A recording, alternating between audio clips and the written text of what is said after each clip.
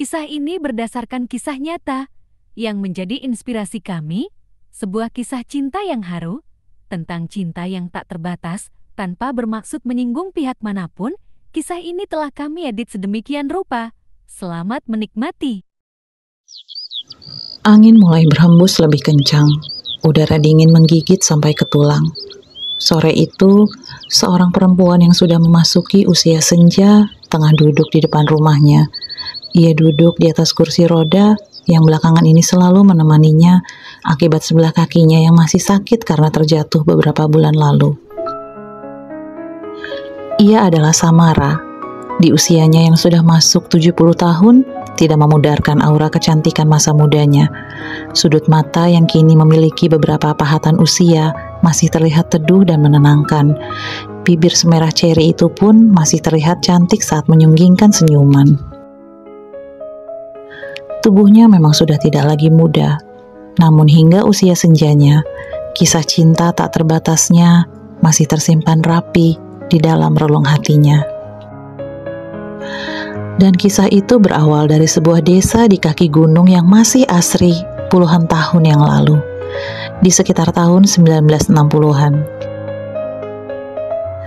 Samara kecil adalah seorang anak yang paling cantik di desanya.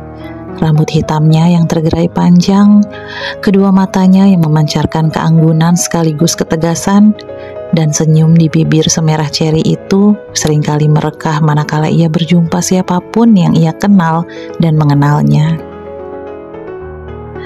Sebagaimana anak kecil pada umumnya, Samara suka bermain. Ia senang menyusuri tepian sawah bersama teman-temannya. Selain itu, ia juga senang bermain di dalam hutan, memetik beberapa buah dan bunga liar, serta mencari kayu bakar untuk bahan bakar yang digunakan ibunya memasak. Pada masa itu, mereka semua masih memasak menggunakan kayu bakar. Sejak kecil, Samara sudah mulai belajar mengaji. Ia beserta teman-temannya mengaji di sebuah surau kecil di dekat kantor kepala desa. Pengajar di sana bernama Ustadz Winata, lelaki paruh-baya yang merupakan tokoh agama yang cukup disegani di desa itu, dan bahkan di beberapa desa lainnya. Ustadz Winata sering mengisi ceramah di masjid dan surau desanya, serta desa-desa tetangga. Ia memiliki seorang anak bernama Yusuf yang tengah menuntut ilmu di sebuah pesantren di Pulau Jawa.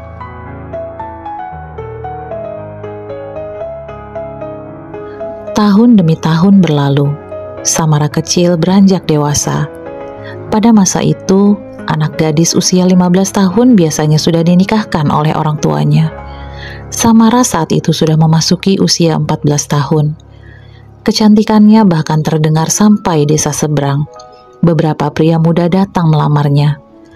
Namun semua ditolak oleh ayah Samara, Pak Hanafi. Ia selalu mengatakan bahwa Samara putrinya masih kecil, belum saatnya menikah. Pak Hanafi mengatakan kalau Samara anaknya akan ia sekolahkan di kota, tidak diizinkan menikah muda. Namun tentunya itu hanya alasan semata. Pak Hanafi adalah seorang pejuang kemerdekaan. Sejak Samara bayi, ia jarang pulang ke rumah karena mengikuti perang gerilya. Hingga akhirnya Indonesia merdeka, barulah ia sering membersamai istri dan anak-anaknya. Darah pejuang Pak Hanafi menjadikannya cukup keras dalam mendidik putra-putrinya, termasuk juga Samara. Ia tidak memperbolehkan Samara menemui laki-laki manapun yang datang melamarnya. Mereka hanya akan bertemu ayah Samara itu bila mengajukan pinangan.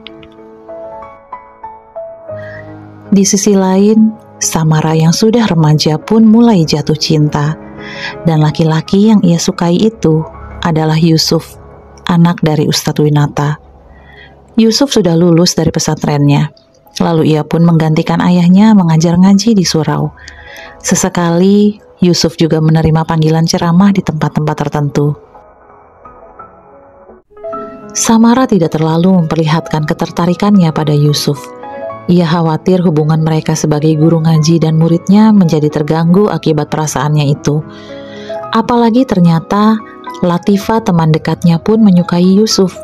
Dan dengan terang-terangan ia menceritakan rasa sukanya itu pada Samara. Samara merasa tidak enak bila mencintai orang yang sama dengan sahabatnya. Sore itu, saat berangkat mengaji, Samara dan Latifah berangkat ngaji bersama dengan satu orang teman lainnya bernama Rani. Samara, kira-kira hari ini Kak Yusuf ngajar ngaji nggak ya? Duh, aku kalau bukan Kak Yusuf yang ngajar ngaji, mas semangat deh ngajinya. Ucap Latifah. Ya aku juga nggak tahu, Tifa. Kamu tuh kalau ngaji ya ngaji aja. Mau siapapun yang ngajar, gak usah pilih-pilih. Sahut Samara. Iya nih Tifa, kamu marah ngaji demi Kak Yusuf sih. Enak aja, aku bukan demi Kak Yusuf kok. Aku emang mau belajar ngaji. Kan kata Ustadz Winata, kalau kita nggak bisa ngaji, rugi dunia akhirat. Nah, itu kamu tahu. Udah, kamu gak usah mikirin Kak Yusuf terus. Lagian kan, belum tentu Kak Yusuf suka sama kamu. Siapa tahu sukanya sama aku atau sama Ra. Ya Tara? Ya, Rani ada benarnya juga, Tifa. Kalau kita mikirin Kak Yusuf terus, nanti ngajinya nggak bisa-bisa. Iya deh, kalian mah begitu. Tapi kalau misalkan Kak Yusuf ternyata sukanya sama kamu, gimana Ra? Tanya Latifah pada Samara. Udahlah, nggak usah dibahas. Udah sampai surau nih. Lalu mereka bertiga pun masuk ke surau untuk belajar mengaji. Di dalam surau, Yusuf sudah menunggu mereka dan anak-anak lainnya untuk mengaji. Sambil menunggu, Yusuf biasanya membaca Al-Quran. Begitupun hari itu, Yusuf mengaji dengan suaranya yang lembut dan membuat siapapun yang mendengarnya merasa damai. A'udzu billahi minasy syaithanir rajim. Bismillahirrahmanirrahim. Tabarakalladzi biyadihil mulku wa huwa ala kulli syai'in qadir. الذي خلق الموت والحياة ليبلوكم أيكم أحسن عملا وهو العزيز الغفور. Samara dan kedua temannya baru saja tiba di halaman masjid. Samara terpukau mendengar suara Yusuf yang mengaji dengan indahnya. Sejenak ia terlena dalam lantunan ayat-ayat yang dibaca Yusuf. Ra, ayo masuk. Ucap Rani sambil menyentuh bahu Samara. Samara sedikit terkejut. Oh, iya Ram. Kamu kenapa Samara? Kayaknya ngelamun deh tadi. Enggak kok, aku cuma lagi dengerin Kak Yusuf ngaji. Suaranya bagus sekali. Iya ya, suara Kak Yusuf tuh bikin kita tenang gitu. Kalau aja Kak Yusuf jadi suami aku, ngaji berdua. Aduh, romantisnya. Latifah menimpali. Hus, udah kejauhan kamu menghayalnya. Tegur Rani. Biar aja, kan Kak Yusuf juga masih sendiri, bukan milik siapa-siapa. Udah. Yuk masuk. Yang lain juga udah pada masuk tuh. Samara mengajak kedua temannya untuk masuk ke masjid, dan percakapan mengenai Yusuf pun usai. Pagi hari seperti biasanya, Samara pergi ke hutan bersama teman-temannya untuk mencari kayu bakar dan kadang memetik buah-buahan liar. Samara sudah terbiasa keluar masuk hutan. Tak ada lagi hal yang menakutkan baginya. Negara sudah merdeka, perang telah usai, dan itu berarti semua akan aman-aman saja baginya dan penduduk desa lainnya untuk berpergian keluar masuk hutan. Tak ada lagi kekhawatiran akan bertemu tentara penjajah. Dengan riang, Samara berjalan memasuki hutan lebat. Sinar matahari perlahan mulai menyusup melalui sela-sela pepohonan. Suasana pagi di dalam hutan menjadi pemandangan yang akrab bagi Samara dan teman-temannya. Dengan sigap mereka mengumpulkan kayu bakar, mengikatnya dengan tali jerami, lalu hendak membawanya keluar hutan, kembali ke rumah masing-masing. Namun dalam perjalanan pulang, Samara, Rani, dan Latifah bertemu Yusuf. Samara, Rani, itu Kak Yusuf. Ucap Latifah sambil menunjuk ke arah Yusuf yang tengah memetik pisang. Oh iya, kita samperin yuk. Ajak Rani. Emang gak apa-apa, nanti Kak Yusuf terganggu. Sepertinya dia lagi panen deh, nanti kita malah ganggu dia loh. Samara berkata dengan ragu. Gak apa-apa, Ra. Kalau kamu gak mau ikut, ya udah, aku aja yang kesana. Sahut Latifah. Dengan sedikit berat hati, Samara mengikuti langkah Latifah dan Rani menghampiri Yusuf. Assalamualaikum Pak Yusuf. Sapa Latifah. Waalaikumsalam. Jawab Yusuf. Kalian habis cari kayu bakar ya? Tanya Yusuf dengan nada ramahnya yang khas. Iya Kak. Kelihatannya Kak Yusuf lagi panen ya? Ini pohon-pohon pisang yang Kak Yusuf tanam. Iya, ini pohon-pohon pisangnya saya yang tanam. Apa kalian mau? Wah, senang sekali kalau kami kebagian. Latifah menjawab dengan riang. Samara hanya terdiam menatap Yusuf dan Latifah secara bergantian. Samara, kamu juga mau? Tanya Yusuf. Ini buat kamu. Yusuf memberikan beberapa buah pisang untuk Samara. Terima kasih Kak Yusuf, tapi emang gak apa-apa ya? Ini kan hasil panen Kak Yusuf, barangkali mau dijual ke pasar. Nggak apa-apa Samara, masih banyak kok. Kalau kamu mau, ambil lagi juga boleh. Oh, nggak usah Kak, ini aja cukup. Terima kasih banyak ya. Sama-sama. Yusuf tersenyum menatap wajah cantik Samara yang terlihat sedikit kemerahan, entah karena lelah membawa kayu bakar atau karena malu-malu. Ya sudah Kak, kami pulang dulu ya. Assalamualaikum. Waalaikumsalam. Yusuf menjawab salam sambil masih tersenyum. Makasih ya Kak Yusuf. Seru Latifah dan Rani sambil mengikuti langkah Samara keluar hutan. Samara, kayaknya Kak Yusuf ada rasa suka deh sama kamu. Ucap Rani di perjalanan pulang. Mana mungkin Dan? Iya loh, matanya gak bisa bohong. Waktu lihat kamu, Kak Yusuf kelihatan seneng banget. Kamu salah lihat kali Ran. Iya tuh Ran, kamu salah lihat. Kayaknya Kak Yusuf tuh seneng karena ketemu aku deh. Latifah menyela dengan percaya diri. Masa? Kayaknya enggak deh Tifa. Soalnya waktu Kak Yusuf bicara sama kamu tuh biasa aja, sama kayak ke aku. Tapi waktu lihat Samara, Kak Yusuf matanya kayak bercahaya gitu. Idih, pas kena matahari aja kali. Latifah tetap menyangkal. Iya Rani, gak mungkin Kak Yusuf ada rasa suka sama aku. Udah gak usah dipikirin.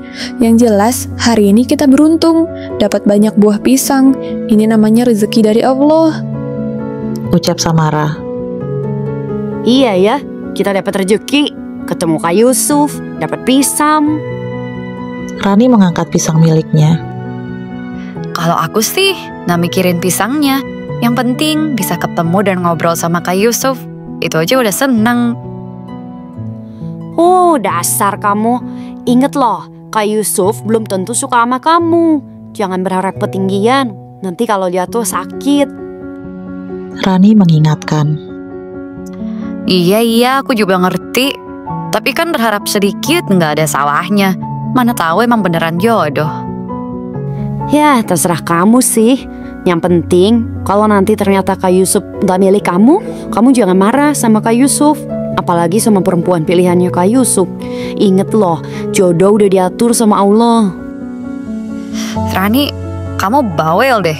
Udah ya, aku pulang dulu Dah. Latifah belok kiri menuju rumahnya yang sudah terlihat. Tinggallah Samara dan Rani yang jalan berdua. Ra, beneran deh, Aku lihat Kak Yusuf tuh matanya pas natap kamu tuh lain banget gitu. Rani kembali membicarakan Yusuf. Udahlah Ran, aku nggak mau ada hal yang membuat persahabatan kita bertiga renggang. Apalagi cuma gara-gara laki-laki aja. Ya, kalau aku sih senang-senang aja kalau Kak Yusuf milih kamu. Cuma si Latifah tuh nyebelin deh. Udah serasa kayak Kak Yusuf bener-bener miliknya banget sih. Loh, kok jadi kamu yang kesel? Ya iya, Ra. Kan aku lihat bener-bener kalau Kak Yusuf tuh biasa aja sama dia. Dianya aja yang terlalu percaya diri. Biar aja Rami, namanya perasaan kan nggak bisa disalahin. Ah, kamu nih terlalu baik sama siapa aja. Gak punya pikiran jelek apa? Sedikit aja gitu. Sayang Ran, kalau mikir jelek, nanti hati kita jadi hitam, lama-lama busuk. Ucap Samara sambil tersenyum. Senyum di bibir tipisnya yang mampu mempesona siapapun yang melihatnya. Ya iya sih. Ya udah, aku udah sampai rumah nih. Duluan ya, Ra. Kamu hati-hati. Iya, rumahku juga udah kelihatan kok. Sudah ya, dah Rami. Samara terus berjalan menuju rumahnya sambil membawa kayu bakar dan pisang pemberian Yusuf. Sekalipun Samara menampik kata-kata Rani tentang cara Yusuf memandangnya, namun Samara tetap merasakan debaran hatinya lebih kencang. Karena ia pun sebenarnya menyadari ada yang berbeda dari tatapan kedua netra teduh itu padanya. Hari demi hari berlalu. Samara melakukan rutinitasnya mencari kayu bakar setiap hari. Sudah beberapa hari ini, Yusuf tidak mengajar mengaji. Hanya ada Pak Winata, ayah Yusuf, yang mengajar setiap sore. Menurut beliau, Yusuf saat itu tengah pergi ke kota untuk menjual pisang-pisang hasil panennya. Perjalanan ke kota saat itu membutuhkan waktu beberapa hari, karena desa mereka cukup jauh dari kota. Duh, ngaji jadi kurang semangat deh. Gak ada Kak Yusuf. Latifah mengeluh di suatu sore. Tifa, gak boleh gitu. Udah sih lupain aja soal cinta-cintaan kamu ke Kak Yusuf. Kak Yusuf juga biasa aja ke kamu. Ucap Rani. Kamu sirik aja sih, Ran. Kak Yusuf juga gak tertarik kan sama kamu? Ya emang enggak. Aku juga gak berharap tuh. Aku tahu kok Kak Yusuf gak suka sama aku. Tapi aku mah gak kegeeran kayak kamu. Maksudnya apa tuh? Aku kegeeran gitu. Sudah. Kok malah pada berantem? Gak baik loh, berantem cuma masalah laki-laki. Tapi Rani ada benernya loh Tifa. Kamu jangan jadi gak semangat ngaji cuma karena gak ada Kak Yusuf doang. Kan kita masih harus terus belajar. Kita belum ada yang hatam loh. Kamu selalu aja belain si Rani. Enggak kok, aku bukan belain Rani, tapi cuma mencoba menengahi. Latifah masih terlihat kesal. Samara, kamu kan udah mau hatam ya sebentar lagi. Kamu udah jus 30 kan? Iya Ran, makanya aku semangat banget. Kata ibuku, kalau nanti aku hatam Quran, ibu mau bikinin aku nasi kuning. Wah, mau dong. Iya, nanti kalian makan di rumahku ya. Tapi belum sekarang, masih berapa hari lagi sampai aku hatam. Iya, aku tahu kok, Ra. Seneng deh. Kamu sih emang paling pintar di antara kita bertiga. Makanya kamu hatam duluan. Nggak gitu kok. Kalian juga pinter. Sebentar lagi kalian juga sama-sama hatam. Aku mah masih jauh, Ra. Aku kan baru jus 15. Ulang-ulang mulu. Rani mengeluh. Sabar, kalau diulang-ulang malah jadi makin paham. Nanti lama-lama malah jadi hafal. Iya juga ya. Sedangkan Latifah masih tetap terdiam, mengacuhkan perbincangan Rani dan Samara. Hatinya masih kesal pada kedua temannya itu.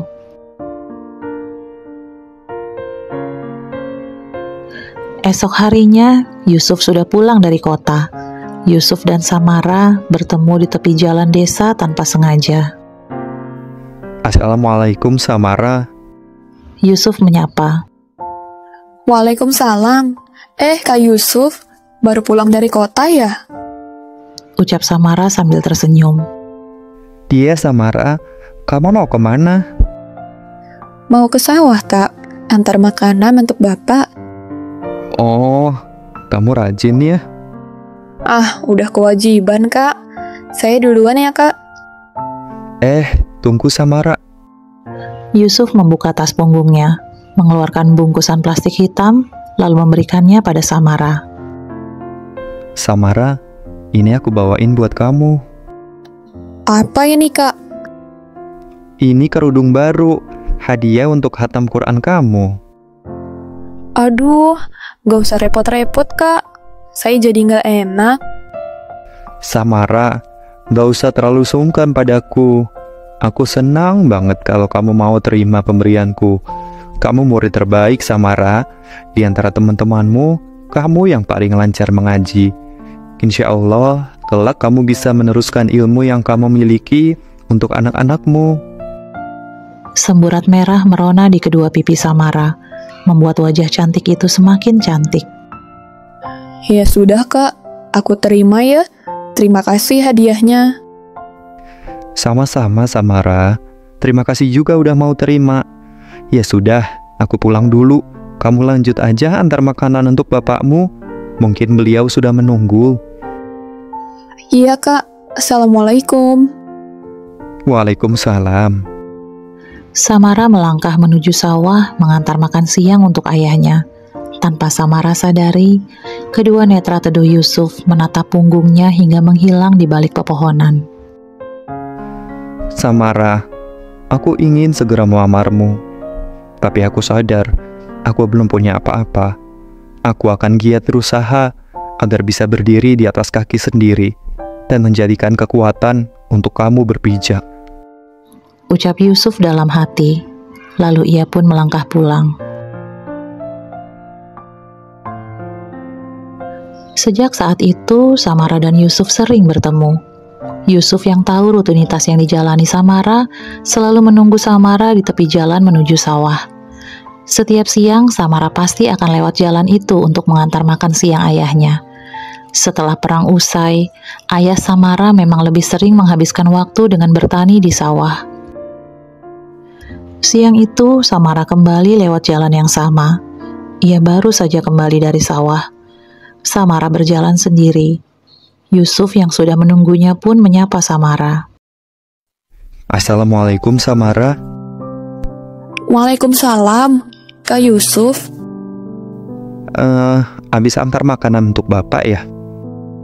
Iya, Kak. Samara, bisa kita ngobrol di sana? Tanya Yusuf sambil menunjuk sebuah pohon besar yang rindang. Oh, iya, Kak. Mereka duduk di bawah pohon itu. Samara, aku dengar kemarin ada yang melamarmu ya?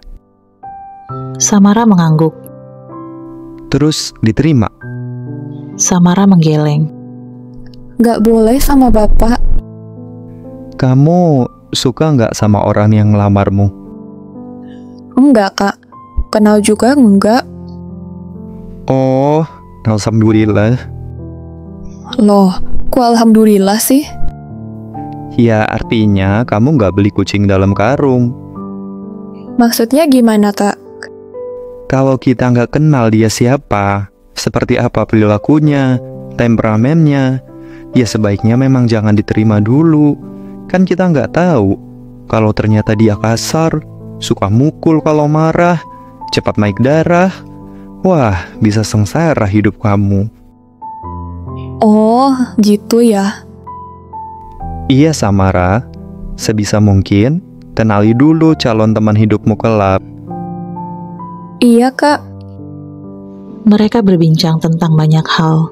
Sebagai seorang yang mengerti agama, Yusuf tak pernah sekalipun menyentuh Samara. Yusuf menjaga cintanya agar tetap berada di hati dan akal sehatnya. Ia seorang yang mampu menyatukan hati dan logika agar berjalan selaras tanpa saling menguasai. Bagi Yusuf, Samara seperti bunga yang harus dijaga agar tidak layu sebelum berkembang. Samara adalah permata indah yang akan selalu Yusuf lindungi, agar kilaunya yang menyilaukan mata tidak membawanya ke tempat-tempat yang salah. Samara, apa pendapatmu mengenai jodoh? Yusuf bertanya. Samara tersenyum sekilas, lalu menjawab dengan tegas. Jodoh adalah dia yang namanya tertulis di Lauhul Mahfuz sebagai pendamping hidup kita di dunia dan akan kembali bersama insya Allah di akhirat kelak. Yusuf balas tersenyum mendengarnya. Masya Allah, kamu memang cerdas, Samara. Lalu, apa kamu tahu siapa jodohmu? Wallahu alam Kak Yusuf, kita tidak pernah tahu siapa jodoh kita. Sebagai manusia, kita hanya bisa berusaha, kan? Tepat sekali. Samara, sejujurnya aku selalu berdoa agar namamu lah yang tertulis di Lauhul Mahfuz untuk menjadi jodohku kelak. Aku selalu menyebut namamu dalam setiap doa yang kupanjatkan kepada Robku. Apa kamu izinkan aku untuk menyebut namamu dalam doaku? Senyum di bibir tipis itu semakin berkembang. Tentu Kak, aku pun selalu berdoa agar kelak bisa bersama Kak Yusuf. Rasa bahagia menyelimuti hati mereka.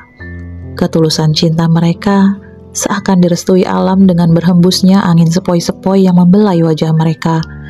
Daun-daun yang menari-nari seakan ikut merayakan hadirnya cinta dalam perjalanan hidup mereka. Bagaimanakah kisah dua insan yang tengah dilanda cinta ini? Nantikan kelanjutan kisahnya. Jangan lupa like, komen, dan subscribe. Nyalakan loncengnya agar tak ketinggalan kisah lainnya.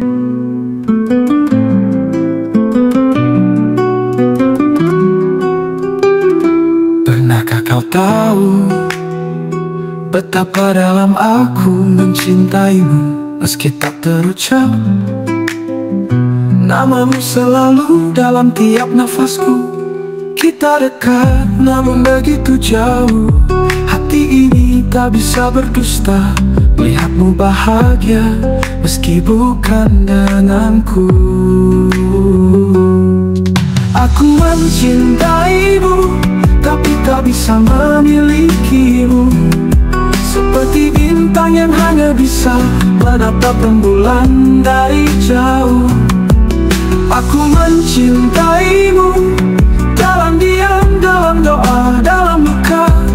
Dan jika kau bahagia tanpaku, itu sudah cukup untukku.